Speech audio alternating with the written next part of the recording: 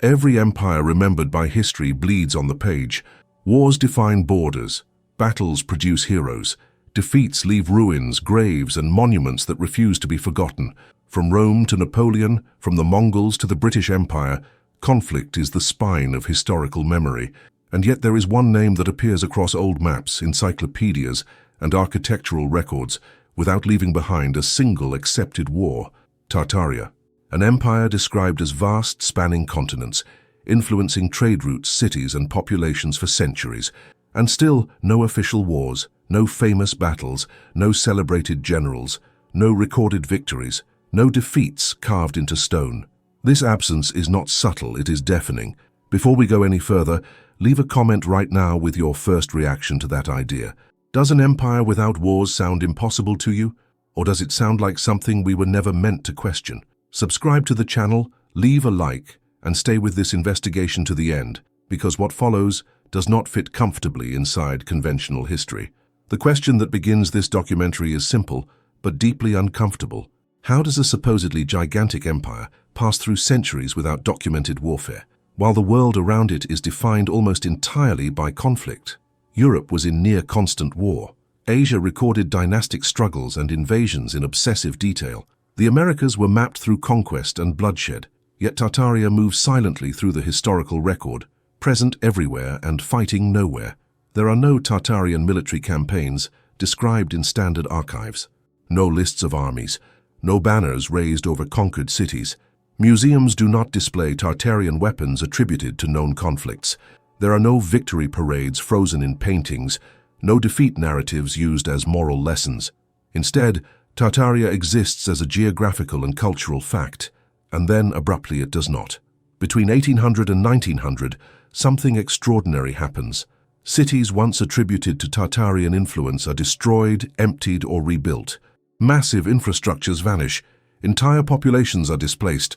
Maps are redrawn, names change, borders harden, and yet there is no enemy credited with this destruction. No war is declared against Tartaria. No surrender is signed. No battlefield explains the collapse. If this were any other empire, historians would call this period a catastrophe of war. But in this case, the explanation shifts. The destruction is blamed on fires, on floods, on earthquakes, on epidemics, on urban renewal projects, on modernization, on sanitation reforms, on necessary demolitions. Each event, isolated, sounds reasonable. Together, they form a pattern that replaces warfare with something quieter, something administrative, something almost invisible. Instead of invasions, there are extreme weather events that conveniently erase entire districts. Instead of sieges, there are health crises that justify evacuations and mass burials. Instead of conquest, there are national reorganizations that absorb territory without resistance. Instead of enemy armies, there are engineers, surveyors, and reformers who arrive after devastation and redraw the land. Most striking of all is how Tartaria is never mentioned as a participant in these conflicts. Wars are described as regional, revolutions are framed as internal, borders change, but Tartaria is not said to lose them. It simply stops being named. As if the empire did not fall but faded out of the script entirely. This raises a disturbing possibility. What if Tartaria was not defeated by weapons? What if it was not conquered at all? What if the real conflict was not fought with armies but with narratives? When history changes the way it defines conflict, an empire does not need to lose a battle to disappear. It only needs to lose relevance within the story being told.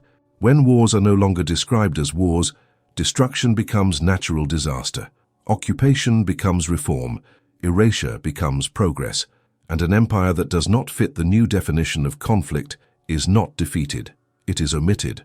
As we continue, we will examine old maps, architectural anomalies, demographic shifts, and the strange uniformity of destruction attributed to unrelated causes. We will look closely at what happens when war is replaced by policy and conquest by classification. Because the silence surrounding Tartaria is not empty, it is structured, and once you begin to hear it, it becomes impossible to ignore. The disappearance becomes even more unsettling when you compare how Tartaria fades with how other empires end. Rome fractures through civil war and invasion. The Ottoman Empire dissolves through treaties and armed conflict. Even collapsed dynasties leave behind military records, casualty counts, surrender documents, and enemy narratives. Tartaria leaves behind something else entirely: paperwork, reclassification, and silence. Old atlases from the 17th and 18th centuries label vast regions as Tartaria with confidence. There is no hesitation in the cartography. The name is not marginal or decorative. It is central, bold, and consistent across different countries and languages. Then, within a remarkably short span of time, those same regions are relabeled. New borders appear. New national identities are assigned. The name Tartaria is not crossed out in red ink or marked as defeated. It is simply replaced, as if it had always been provisional. This replacement coincides with a wave of large-scale destruction that sweeps across continents. Entire city centers are demolished and rebuilt, using standardized architectural styles. Massive stone structures are removed or buried under layers of new construction. Streets are raised, ground levels altered, and foundations disappear beneath fresh urban grids. Official explanations insist these changes were necessary for modernization, hygiene, or safety, but the scale is extraordinary, far beyond what isolated reforms would require. At the same time, population records undergo abrupt shifts. Census categories change. Ethnic and cultural labels are redefined. Groups that previously existed under broader classifications are suddenly fragmented into smaller, more manageable identities. Language reforms standardize speech. Education systems are redesigned. History curricula are rewritten to emphasize national origin stories that begin suspiciously late. And again, Tartaria is absent from the explanation. No war causes these transformations. No enemy justifies them. The destruction has no opposing force. It is as if the land itself demanded reorganization. One of the most consistent justifications offered for the disappearance of Tartarian-era structures is disaster. Fires that allegedly burn for days or weeks, consuming entire cities made largely of stone. Floods that somehow erase monumental architecture but spare new construction. Earthquakes that conveniently align with urban redevelopment plans. Each event is documented locally, framed as tragic but unavoidable, and then quickly followed by rapid rebuilding under a new administrative order. These events are never described as coordinated, yet they occur within the same century, across vast distances, and produce remarkably similar outcomes. Old districts vanish, new cities emerge with standardized layouts, infrastructure appears almost overnight, already integrated into national systems that supposedly did not exist before. Even more telling is the absence of resistance. When empires fall, there are rebellions, uprisings, loyalists, and counterclaims. Here, there is none. Populations are relocated, renamed or absorbed without recorded revolt. No Tartarian loyalist movements are described. No restoration attempts are mentioned. No diaspora claims an imperial identity. The people do not fight because, officially, there is nothing to fight for. This suggests a different kind of conquest, one that does not rely on armies but on frameworks. If Tartaria functioned as a decentralized or administrative empire rather than a militarized one, then traditional warfare would be ineffective or unnecessary. Control could be transferred through governance, law, and classification rather than force. Once the administrative language changes, the empire ceases to exist without ever being attacked. The most revealing clue lies in how conflicts of the 19th century are labeled. Wars are called national, civil, or regional. Revolutions are framed as internal struggles for identity. Borders change hands, but only between newly defined nations. Tartaria is never listed as a belligerent, never a victor, never a loser. It is excluded from the conflict entirely, as if it were an outdated concept no longer applicable to the modern world. In this framework, Tartaria does not fall. It expires, not through defeat, but through redefinition.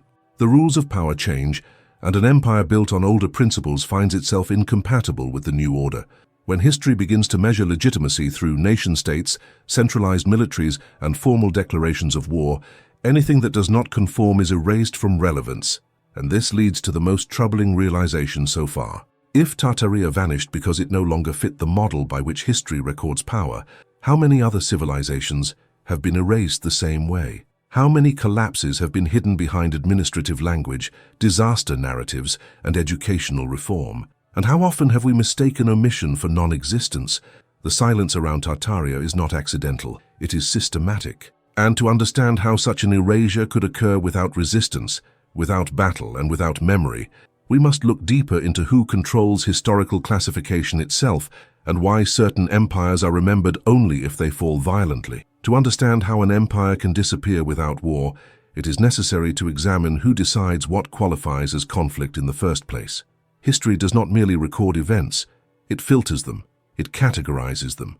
It assigns meaning based on the structures of power that survive long enough to write the textbooks. When those structures change, entire forms of dominance can vanish from the narrative without ever being challenged on a battlefield. By the early 19th century, the definition of power undergoes a fundamental shift. Authority is no longer measured primarily by land continuity, shared administration, or cultural cohesion. It is measured by nation-states, centralized militaries, standardized borders, and formal declarations of sovereignty. Empires that do not operate within this framework become difficult to describe and even easier to dismiss. If Tartaria functioned as a loose civilizational system rather than a tightly controlled military empire, then it would not produce the artifacts historians are trained to recognize. There would be no triumphant battle reports, no lists of conquered enemies, no heroic generals immortalized in portraits. Power would manifest through infrastructure, trade networks, architecture, and administrative continuity rather than conquest. And this is precisely what the physical evidence suggests. Across regions once labeled as Tartarian, there are recurring architectural features that defy the timelines assigned to them. Enormous stone buildings with advanced engineering appear in places that supposedly lacked the technology or population to construct them. Star forts, massive gates, underground corridors, and unified city layouts appear across vast distances, following similar principles without documented coordination. These structures do not resemble emergency constructions or wartime defenses. They look planned, integrated, and long-term. They imply a stable system rather than a militarized frontier. Yet, when national histories are written, these structures are either attributed to unknown builders, reclassified as colonial, or described as local anomalies without broader connection. The removal of Tartaria from history coincides with the professionalization of historical disciplines. Archives are centralized, classification systems are standardized, academic institutions define what counts as a legitimate source. Oral traditions, regional records, and alternative chronologies are sidelined in favor of state-approved documentation. Once Tartaria is excluded from the archive, it becomes academically invisible. At the same time, education systems are redesigned to reinforce national identity. Children are taught linear histories that begin with their nation's formation, not with the civilizations that preceded it. Anything that complicates this story is simplified or omitted. An empire that spans multiple modern nations but belongs to none becomes inconvenient. This is where the idea of war itself changes. Conflict no longer needs to involve weapons to achieve the same outcome. If you erase a name from maps, reassign its people new identities, demolish or repurpose its infrastructure, and redefine its history, the result is indistinguishable from conquest. The only difference is that there are no veterans, no memorials, and no recorded enemies. Even the language of loss disappears. Cities are not captured, they are renovated. Populations are not conquered, they are integrated. Structures are not destroyed, they are modernized. Each term removes the implication of violence while preserving its effect. This may explain why Tartaria produces no resistance movements. You cannot rebel against something that officially never existed. You cannot defend an empire that has been redefined as a misconception. The conflict ends before it can even be named. What remains are fragments, old maps dismissed as outdated, photographs labeled incorrectly, buildings that seem out of place in their assigned historical context. Each fragment alone can be explained away.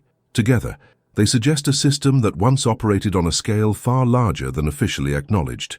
If Tartaria was dissolved through administrative absorption rather than military defeat, then its disappearance represents a new model of empire collapse, one where the battlefield is the archive, where victory is achieved not by defeating an enemy, but by redefining reality so that the enemy no longer qualifies as an entity at all.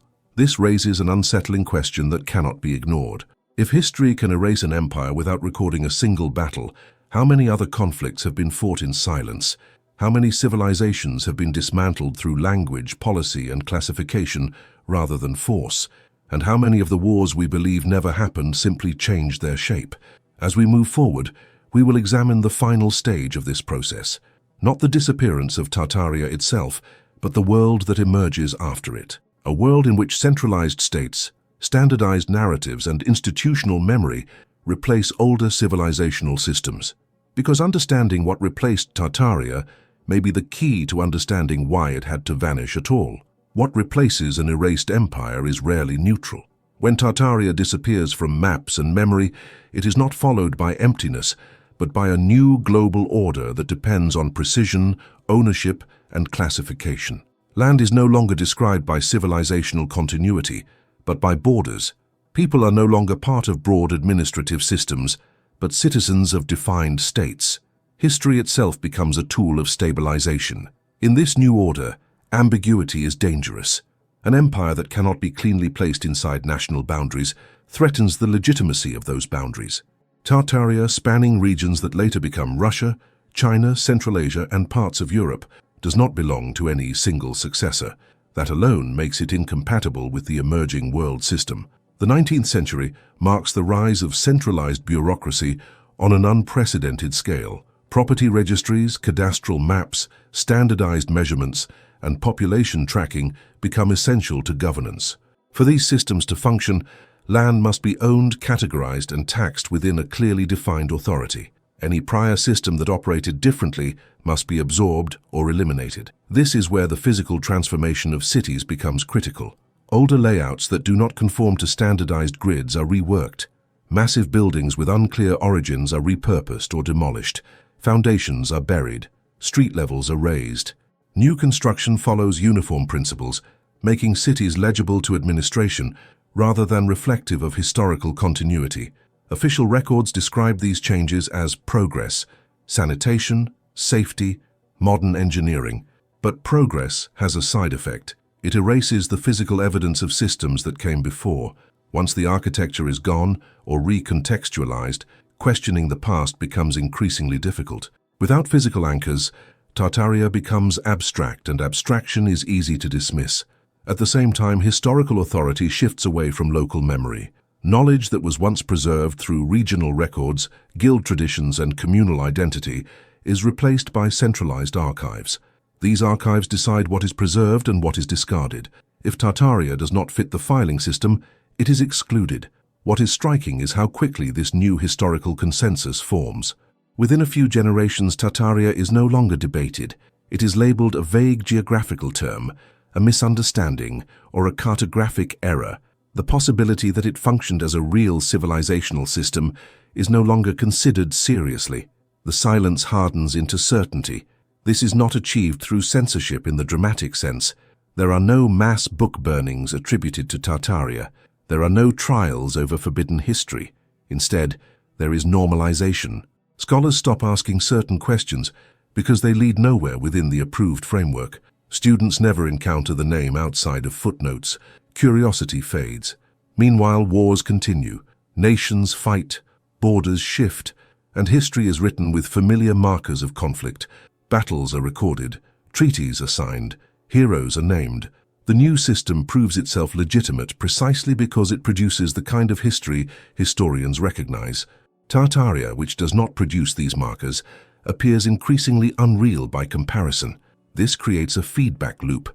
The absence of recorded wars becomes proof that Tartaria was insignificant, and its supposed insignificance becomes justification for why it has no recorded wars.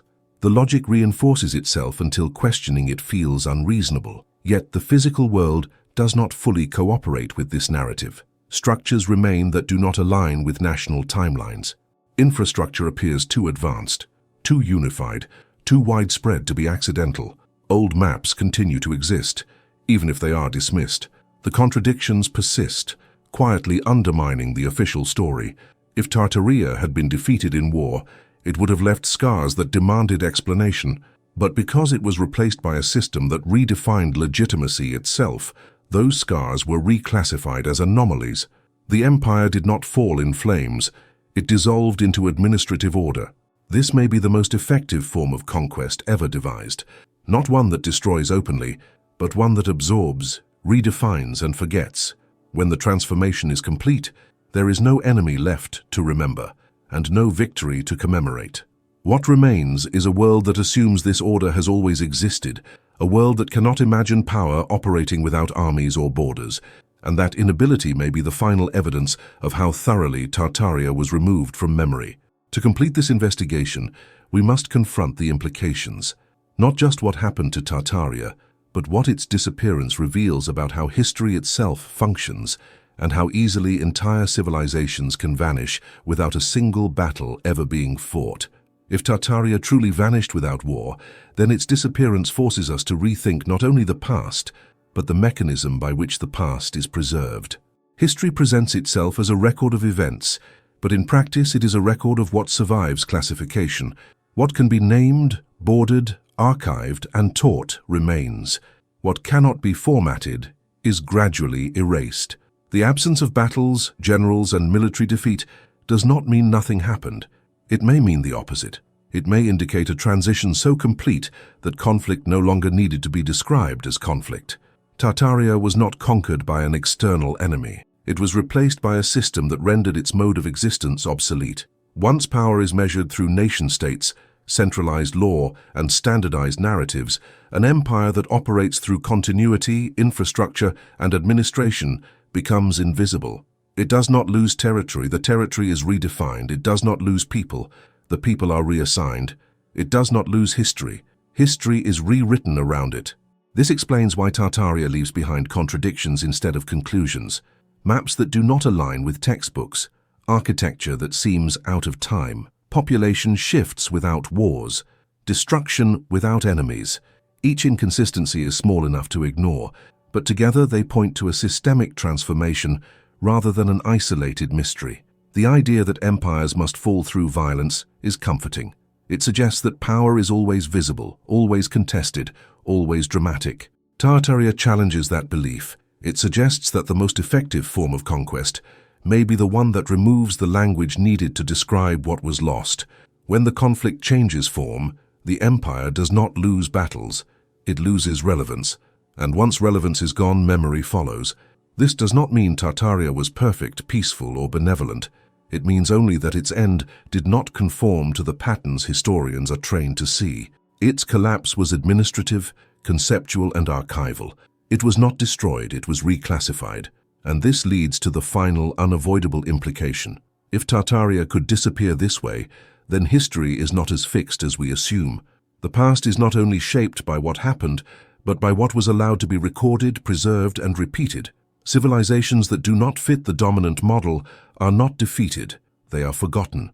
The wars Tartaria never fought may be the most revealing wars of all. Not wars of armies, but wars of definitions. Not battles over land, but over meaning. Not victories measured in territory, but in silence. The question this documentary leaves you with is not whether Tartaria existed in the way old maps suggest. The question is, how many other systems of power have vanished the same way, leaving behind only fragments that modern history is unequipped to interpret? If an empire can fall without a single recorded battle, then perhaps conflict itself has always been broader than we were taught to believe. And perhaps the greatest victories are the ones that never need to announce themselves. If this investigation challenged your assumptions, leave a comment with your thoughts. Share what stood out to you or what you disagree with. Subscribe to the channel and continue questioning the stories that feel too complete, too clean, and too certain.